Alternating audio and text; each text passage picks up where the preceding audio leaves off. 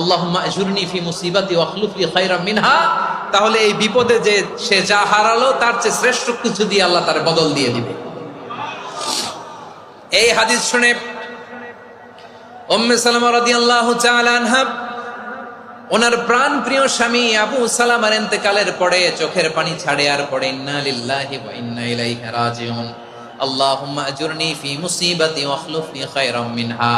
বারবার এই দোয়া পড়ে চোখের পানি ছাড়ে, এই দোয়া পড়ে চোখের পানি ছাড়ে, আর মনে মনে বলে আবু সালামার মতো ভালো মানুষ মদিনাতে নাই, আবু সালামার চেয়েও ভালো মানুষ মদিনাতে নাই, তার চেয়ে ভালো মানুষ কি করে আল্লাহ তাআলা আমারে দিবে, তার চেয়ে ভালো মানুষ তো আমি মদিনাতে দেখি না। চোখের পানি দিয়ে বুক ভাসায় আর নবীর হাদিসের উপর আমল করে পড়ে ইন্না লিল্লাহি ওয়া ইন্না ইলাইহি রাজিউন, ইন্না লিল্লাহি ওয়া ইন্না ইলাইহি রাজিউন। পড়তে পড়তে চোখের পানি ছাড়ে আর চিন্তা করে বিশ্বনবী বললেন এই দোয়া